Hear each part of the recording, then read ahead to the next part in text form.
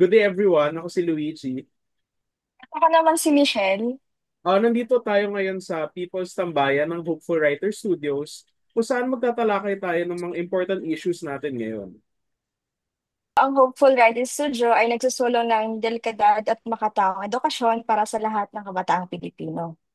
Ngayon, nagsusulat kami ng isang position paper na may temang Reforming the Education Sector. Ang layunin namin dito is kilalanin ang mga hamon sa edukasyon at makapagbigay ng makabuluhang rekomendasyon para sa pagbabago. Ngayong araw, bibigyang pansin natin ang issue ng school bullying. Upang mas mapalalim pa ang ating pag-unawa, makakasama natin ngayon ang isang espesyal na panauhin na mas malawak na karanasan sa larangan ito. Welcome po kay Miss Sofia Salvador. Good afternoon, Sofia. Hi. Good afternoon. Good afternoon, everyone. Hi. Thank Maraming you. salamat po at Thank you. pinanulakan niyo ang aming niyo kami ngayong araw. Salamat po. Yes, salamat din for pag-imbita sa akin. All right. Yes. To start lang, maybe makakapagbigay Mhm. ka, you could tell us a little something about yourself sa ating viewers today. Okay, so alam niyo na yung pangalan ko, Sofia. Um, Nagtuturo ako ng high school, actually elementary as well, Mhm. since 2019. Currently, ngayon, ESL instructor ako, but I nagturo ako ng about 4 years sa private school. So, ayun. And yeah, English teacher din ako in both elementary and high school from grade 4 until grade 10. So, Uh, there you go. all right. So what Mhm. inspired you na gawin to kasi that's that's a lot of that's a lot of teaching, hindi lang yung usual high school, Uh-huh. pati rin elementary and as you've mentioned yung ESL. Yes. Okay. So, kasi parents ko ay both teachers. So, since the very beginning, leaning na ako towards the academe. So, ayun. And also, I love learning and also I love giving knowledge to other people. So, it goes hand in hand. And teaching also comes with wisdom.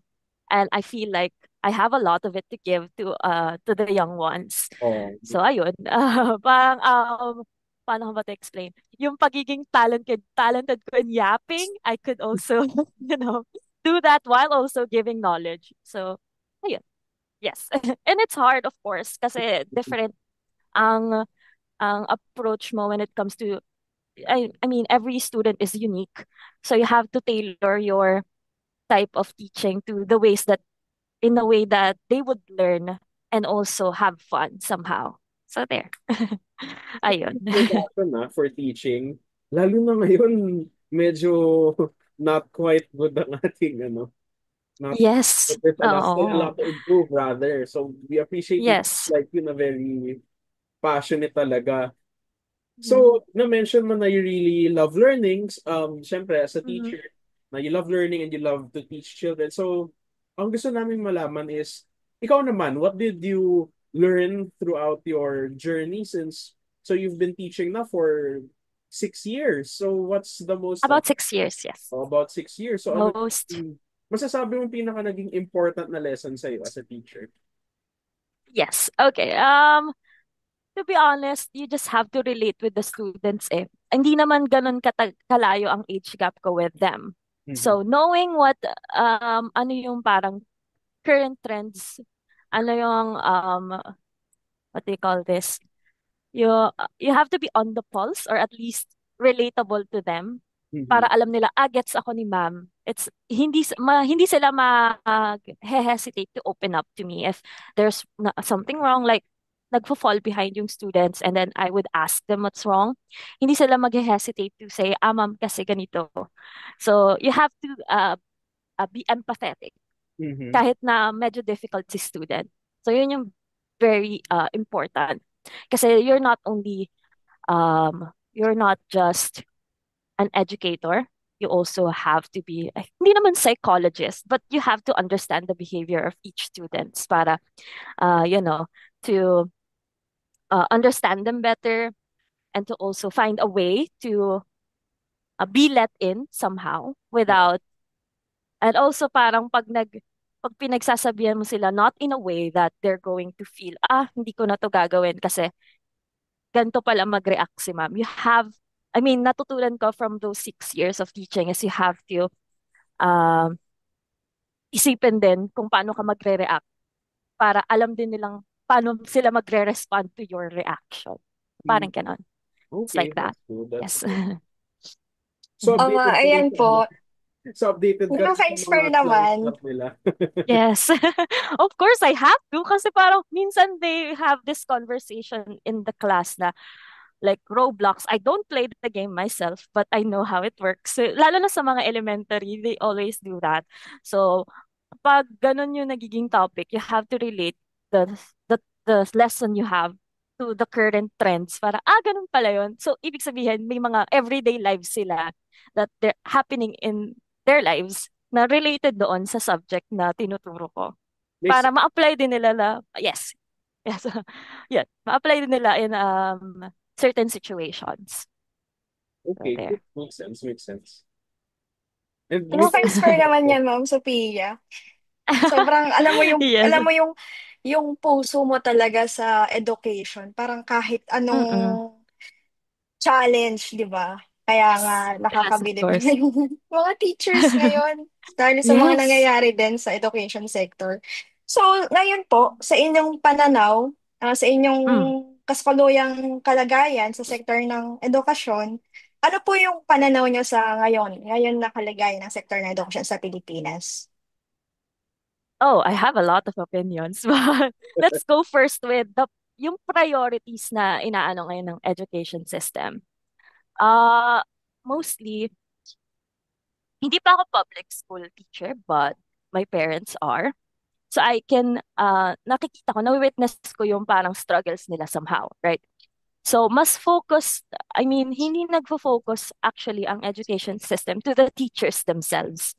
Sila yung nagde-deliver ng lesson. Sila, they have to face not only the students, but also the parents of those said students. So hindi focused on the mental health ng teachers, the workloads that they have to do. Ano pa ba?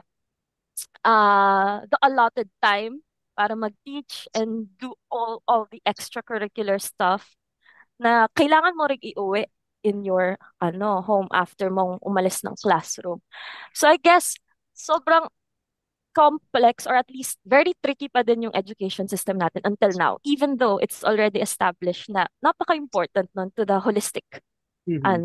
development of the students. So yun, parang always has to start with the teachers themselves eh. If they're taken care of, syempre magre-result yun into their performance with kung paano sila mag-interact and magturo sa mga bata. So kapag tinatamad na din yung teacher kasi nga di naman sila nabibigyan ng focus in the government, hindi rin sila ganun ka hardworking kasi parang wala na siyang reward or hindi na sila well appreciated especially. So ayun, parang yun lang yung main concern that I'm seeing right now. Pero marami pang iba. But that's the main thing at the moment.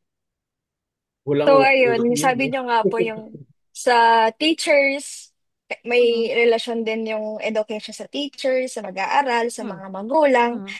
So, ano po yung gusto niyong pagbabago, yung mga positibo na nakikita sa mga nakalipas na taon naman, yung mga positive naman siya.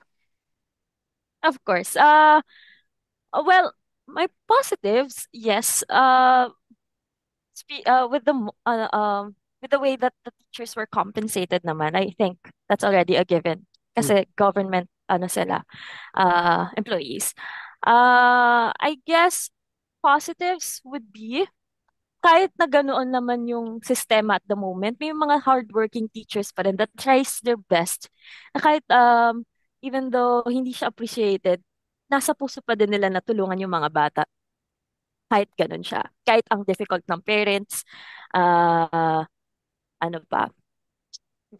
Yun, parang hindi lang din naman kasi ang compensation yung kailangan mo para magturo ka. You have to put your heart to it. Not a lot of teachers has that. Parang convenience for them na magturo. But, hindi siya entirely profession lang it. You have to be in it talaga. To the Oh, thick of calling it, mo, to the ganun. students' lives. Yes, dapat all in ka kapag teacher ka eh.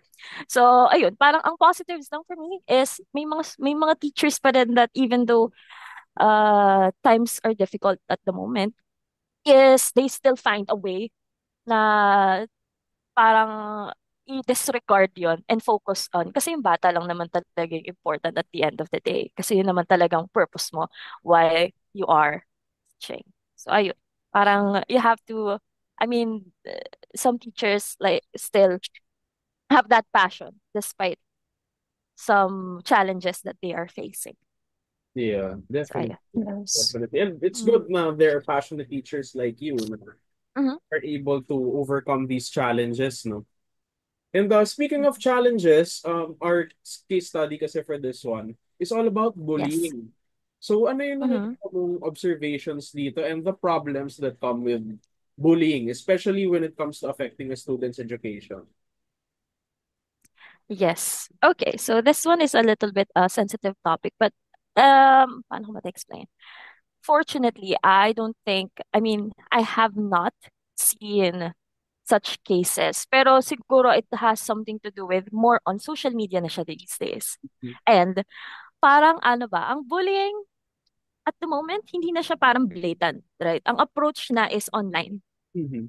So, yung mga bata is na-weaponize na nila yung pagiging behind the screen to, attack someone. And subtle na siya these days. Parang yung simpleng pang-aasar lang sa bata is they do not know that it's already affecting them mentally. But, hindi rin yung nare-recognize ng bata kasi na, they've been told na joke lang naman yun eh. It's not something. So, kailangan ituro din sa bata yung parang boundaries, I guess. Na may mga jokes na hindi na tama. And yung bullying na yun is void, sorry. I'm ano. Okay, hindi na siya like appropriate to be called a joke, I guess. So hindi na siya blatant these days at least. So from what I'm seeing, hindi na siya like on your face na ay bullying yan, blah. Hindi na siya yung parang ganito, ganyan. It's not like that anymore. Even on comments sa Facebook, it's going to be appearing there. Pero hindi siya sinisay ng bata on their face or gumagawa sila ng GC to talk about this one person until it's found out. And one circumstance that I found sa my Twitter, I allow my students to follow me because I don't have anything to hide and I'm basically shameless. And it's like a way to connect with them if they're my friends on Facebook, right? So I saw this tweet. Hindi naman siya snitch, pero parang concerned lang din yung other classmate nila na may parang parinigang nangyayari sa Twitter. And then instead of like calling on the student one-on-one, I just faced the class na isang buo para that the student doesn't feel or kapag pinatawag kasi parang may indicator na hala, siya pala yun. You know Same. what I mean? So parang you have to talk to all of them to make them realize what they did, not only just the one student, but all of them if they're planning to do it as well. So parang ganun, i-call out na siya early if there's a sign na there's a rift between students na baka mag-result siya into something tapos ma-affect pa yung student na involved. So there. Parang yun. Ganyan na, matagal na Looking yun, for the no? signs early. Matagal Yes, na yun. sorry. Matagal na yan kahit nung students pa lang tayo. I believe time pa lang natin Yes, ganun na eh, no? Yes. exactly. Mm-mm, 'di ba? Doon pa lang, 'di ba? Hindi na siya alam. Paano ba 'to explain?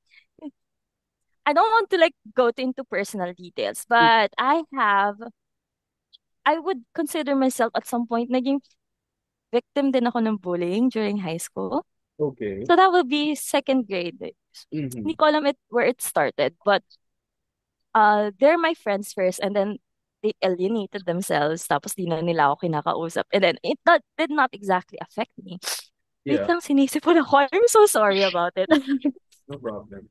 I'm not really emotional. Hindi naman ako emotional. But like, whenever I remember about it, and buti na lang may mental strength din ako kasi hindi naman ako nakipag-usap sa adult about it. But yeah, it was difficult. Oh my God, I'm so sorry. I remembered it. Wait lang. Wait lang, sorry. Oh my God, I'm so sorry. Wait lang ah. Can I turn off my camera for a moment? Is Sure, that sure. okay? It's okay. Sure po, Wait sure. lang. I'm sorry about it. Oh, okay lang naman. I'm just, I guess, yun nga, empathy since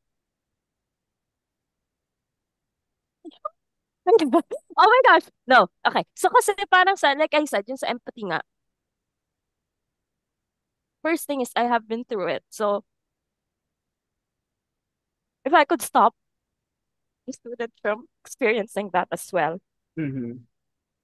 syempre makaka-help din yun sa akin kasi it did not, paano ba to? Hindi siya nag-evolve into something na may maapektuhan din yung bata. So ayun. Sorry about that. Wait, I'm just wiping my tears now. All right. I'm okay. I'm okay. I'm just going to open my camera now. Ayan. Sinisipon din ako at the moment. So, ayun. Anyway, yes, there you go. Hmm. So bagay, kumbaga Okay. you're becoming you're trying to become the adult na your kid self needed basically. Exactly. There you go. At saka, hindi naman sa hindi ako komportable sabihin yun with other people. But, I Mm. guess parang, yung generation kasi natin, syempre iba na sa kanila, right? Hindi naman siya kept to ourselves. Parang tinuruan lang tayo na, parang kaya mo naman siguro yan, you won't need an adult for this. Mm. Mm-mm. Right? Which is wrong. Mm. Kasi parang, syempre, hindi ko din naman yun alam. I was only 14. Hmm. So, I wouldn't know Mga how to, parents need ng diba? Diba? Parang, need ko pala ng adult for this. Wala ako nun. Ako lang, parang second child ako. Tapos yung ate ko is like 2 years older than me only. So, I didn't, hindi ako aware. Sorry, I'm going to turn off my camera again. Hindi Sure, ma'am. siya, paano pa ba? Yun, parang hindi siya tamang way of coping when it comes to that. So, ayun. There you go. That's all I can say. Am I making sense at the moment? yeah, I feel like makes sense jumbled naman. yung It mga makes words ka. sense. Okay. That's good to And know. well, Okay. given that, what do you think Yes. dapat ang mga policies natin? Kasi Mm-hmm. you said yun nga you needed an adult but in the event Mm-hmm. na in the event na walang adult, what do you think na policies or programs na pwedeng i-start so that Of course. the law can be the adult Mm-hmm. for kids na who've experienced something similar to yours or kahit and Mm-hmm. other kinds of bullying. Okay. So, I guess kung walang adult, of course, you have to have a trusted friend as well. Na outside of the circle dun sa school kasi medyo pwedeng mag-influence kasi ang mga co-classmates to other, alam mo yun, mag-conspire sila against that one kid. Mhm. So, I guess ang ano ka lang is, although mahirap tong ma-achieve, of course, parang ang counseling or at least ma-inform agad yung mga guidance that dapat they have to, or also dapat meron ding seminars for the kids, to be proactive when it comes to to the bullying as well. Pag may nakikita din silang signs, tapos hindi rin napapansin of course ng teacher kasi busy din sila with other stuff. Hindi naman always is na agad yun ng teacher. So, On my case, nung dun sa may previous class ko, yung mismo bata pa yung lumapit. So I guess ganun dapat din yung maging approach ng mga classmates nila na kapag may nakita nilang silang something, stand up for it. Hindi lang yung, I'm not going to, I'm not going to get involved in that kasi baka madamay ako. hmm, You can, I mean, you can teach the kids to be, ano ba yun, proactive and also responsible din kasi you witness that you hmm, have to report it. You have to tell someone about it before, it's too late. Na parang, ay, nakita ko nga ganun nga yung ginagawa niya. Hala, you have been aware all along na pala eh. Why didn't you tell someone? In a way na dapat, I mean, na protected din yung batang sinabihan. Kasi pag, 'di ba, paano pag nalaman din nung nag-bully na, ay, ko pala yung nagsabi nun ha. So, you have to, keep, di man keep their privacy. But, yun nga, like the approach that I did the last time when I first heard about the potential bullying of someone is I talked to all of them. In a way na hindi sila you have to approach din kasi very delicately, make them understand that what they're doing, hindi lang siya simple kasi you hate this classmate. Would affect the person mentally as well. So, ayun, parang magsa-start din yun sa kids kung walang adult na they have to feel responsible to stand up with their other classmates or even other schoolmates whenever that happens. makes sense. Ayun. Kumbaga Mhm. maganda nga kung magkakaroon ng seminars for the children, no? Yes. Tama Lalo naman. na sa online, kung may nakikita Oo. silang may mga ibang kasama, uy, mali na yung sinasabi mo sa GC. Let them be the first to call it out. Na hindi na, I mean, they're crossing the lines kapag nagtuusap sila sa GC. Kahit pag ano lang yun, friendly conversation. If it's already offensive, someone has to put a stop to it. Kasi para manunormalize yung ganong behavior. So, Kakalat there. sa classroom, no? Tapos tuloy-tuloy na yan. Yes. Oo. Pag sanay silang ganun sila mag-usap sa GC, parang they would feel like it's also welcome in a classroom environment. Ano? Yes. There But you go. so that's a very good ano. That's a very good Mm. take. And just a question then. Mm. Are you part of any like uh organization school organizations or organizations in general na Mm. na who are or are you aware of organizations na tumutulong against yung mga nagtuturo ng mga seminars for children Mhm. bullying? Would you happen to know? Yes. I actually don't, but I have read a lot of stuff online. But I should have. Thank you so much for reminding me about that. But yes, ganun no. Parang you have to learn din eh kasi experts know what they're doing. And parang I would benefit, and also the other teachers and the students would benefit from knowing these seminars. But I would love to join one. So, ayun. May mga nababasa na rin ako online about it. Although hindi nga siya focused on the education system ngayon. Kasi parang, paano ba to-explain? Yung mental health din ng both students and teachers, hindi Mhm. siya ganun ka-priority sa DepEd at the moment, which Yeah. is a bit saddening. Kasi di ba kapag bumagsak yung mental health ng bata, hindi na siya makakapag-perform the way that you're expecting them in the classroom, sa other activities. And kahit hindi naman, I mean, especially kapag yung bata is pressured, apart from being bullied, kapag nape-pressure din sila sa school, they don't feel motivated enough. So, hindi sila nagta-turn out ng mga performances or like yeah, that di naman siya, common for that student sometimes. Yung mga batang matatalino that at some point, they flunk their grades kasi nape-pressure sila. So, ayun. Yung ganun. Mm, So, dami. I Super. agree Yes. Doon po doon sa relationship talaga ng school, parents, saka dun sa students na Yes. sana magkaroon po din ng kahit sa municipality na magkaroon sila ng policy, yung ordinansa na Yes. makakatulong sa mga kabataan, lalo na sa mga probinsya kasi po minsan kumbaga hindi na nila ina-align yung yung bullying kasi nga Yes. yung parang feeling nila okay na yung andito ako. Yung mga parents, kahit yung parents din naman nila may dinadamdam sa bahay, sa Totoo work, yan. lalo na po, di ba, minsan nape-pressure Mm-mm. na din yung mga bata. So, mas maganda nga po talaga na sana kahit yung mga municipalities, magkaroon ng ordinance na ma-monitor nila na yung Mm-mm. sa bullying. Kasi ang hirap po talagang, kami po kasi Oh, sa yes. province namin, sige po Yes. ako. Hindi. Yes. Kasi po sa province namin, may case nito lang din ng bullying tapos Mm. nag-suicide Oh, sa shoot. amin. Uh-huh. So parang, Uh-huh. paano ko ba aanuhin yun? Paano ko ba i-open din yan sa kabataan? Kasi po, nag-advisor din po ako ng Sangguniang Kabataan sa amin. So, sabi ko, Mm-hmm. importante na, kailangan na natin itong gawin. Kasi, ito na yung nangyayari. Hindi to biro. Ayun, hindi siya Totoo. biro dito sa community. So, Absolutely. ngayon po, kayo po mismo, Ma'am Sophia, Mm. ano kaya yung panawagan or call to action natin about sa issue na to? Like you said, hindi lang statistics yung bata eh. It's really happening.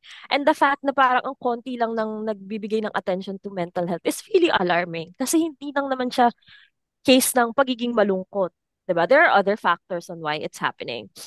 And even, minsan, kung sino pa yung bully, victim din sila. So, naging, parang, nagpatong-patong din yung ano ng bata na hindi lang naman sila bullying kasi it's fun. I don't think so. Parang mentally, they're also affected with that, ano. So, ang inaano ko dito is just not look at the statistics itself, maging aware na it's really happening and it's real. Hindi lang siya, kasi hindi niya kinaya yung stress. There are other factors about that. And, 'di ba? Yun, like you said, ma'am, no, parang ang konti lang din talaga na nagbibigay ng attention to the mental health ng ano Parang pag ang ano kasi dito, the thing is, even though it's already been ano ba, hindi naman normalized, talked about. Parang mas open na ang mga Gen Zs about their mental health if they're struggling. Unlike the previous generation na parang Yes. weakness siya, right? Actually, if you open up to someone and you admit that there's something wrong with you that you're currently fixing, that's already a strength for me. And the fact na kahit na, mo yun, in-open up na nga na may ganito siyang problem or at least depression yung depressive yung person, it's still being used as an attack na there's something wrong with you.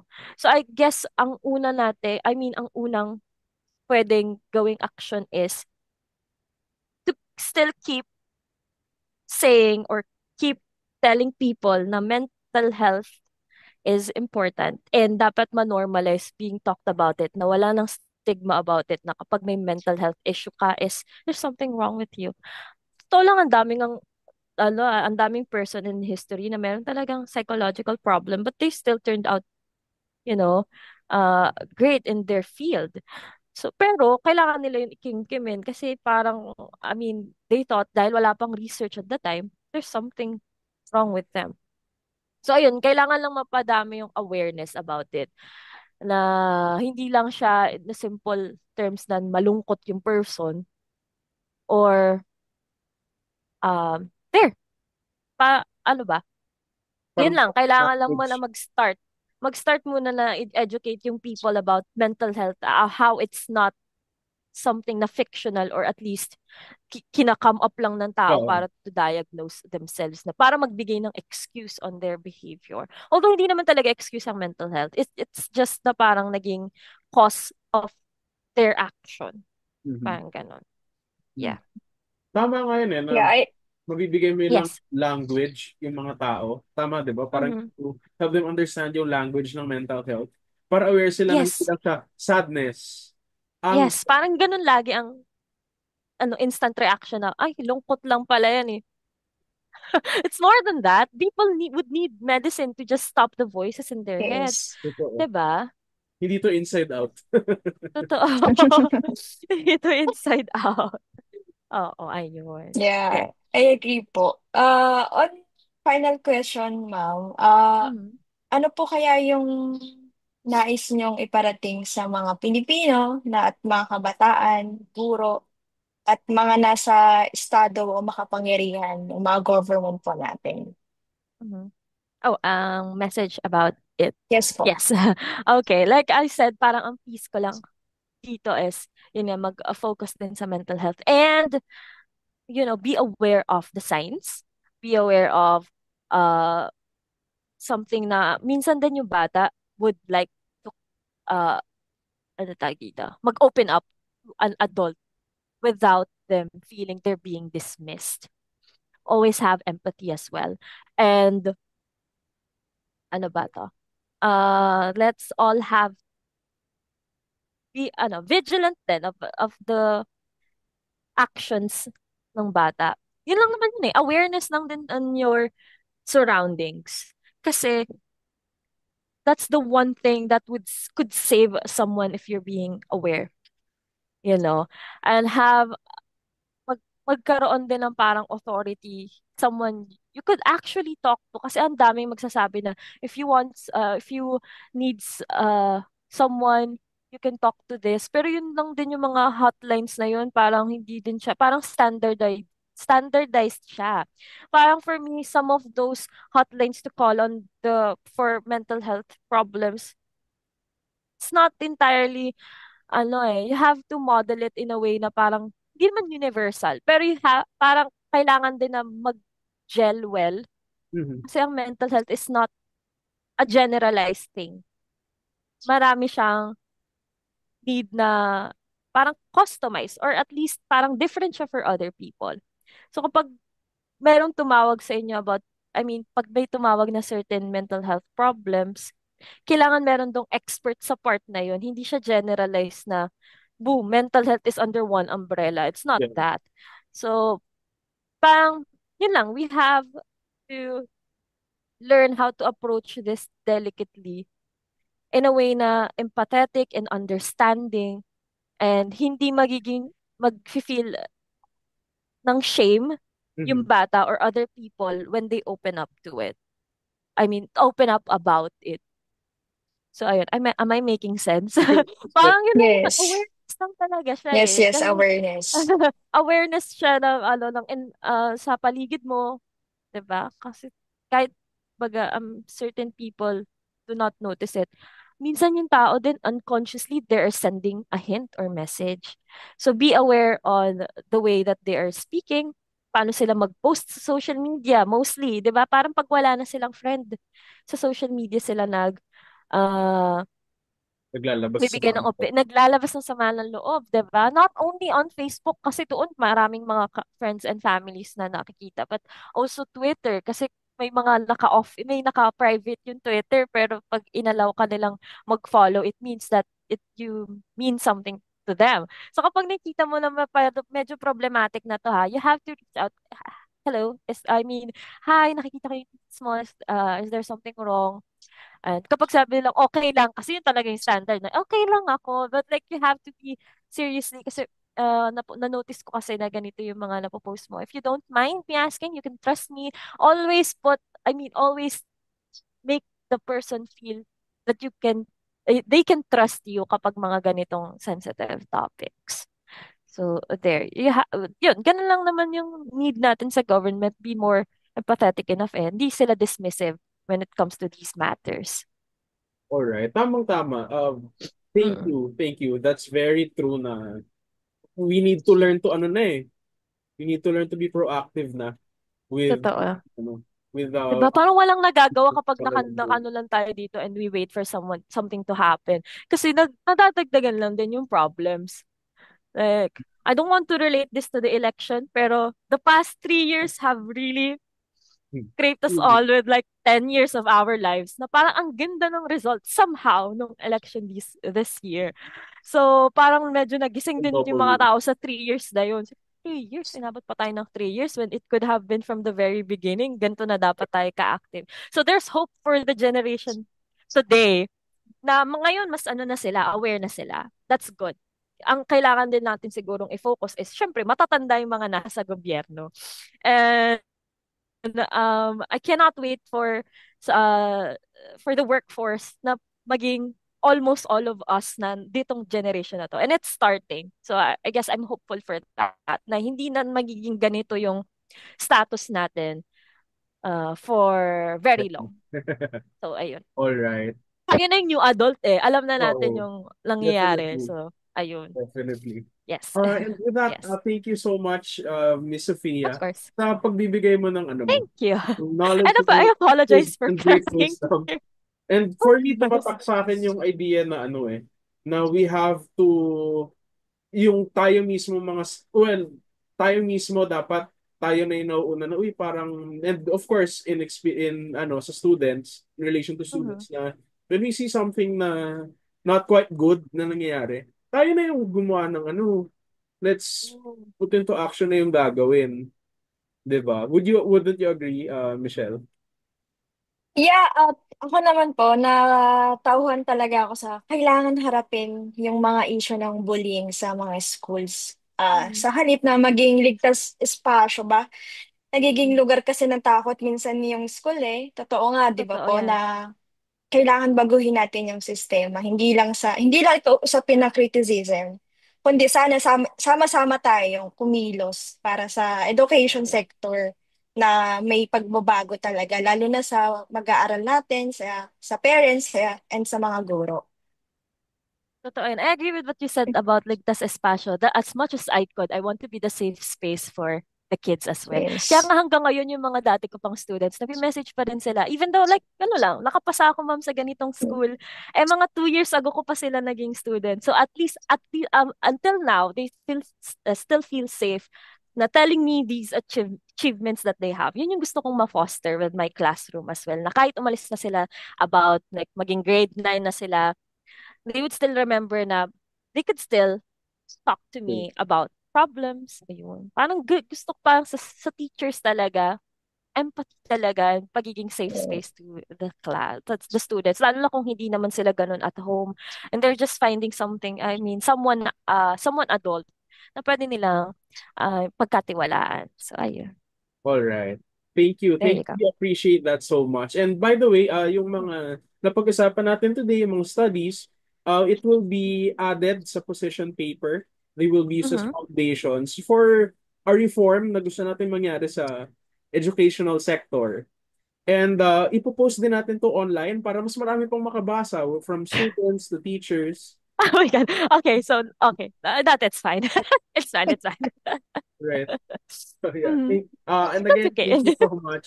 Of course. Thank you sa ating viewers who are watching this sa Hopeful Writer Studios YouTube page. And don't forget to like, subscribe, and click the notification bell sa YouTube channel para updated kayo sa mga next naming videos and activities. Again, Sophia, thank you so much. Thank you Thank and you, For Alex. And stay Miss Michelle. Thank you and stay and hopeful. stay hopeful po, Ma'am Of Sophia. course. Thank you po. Thank you. Thank Bye-bye. you. Bye-bye.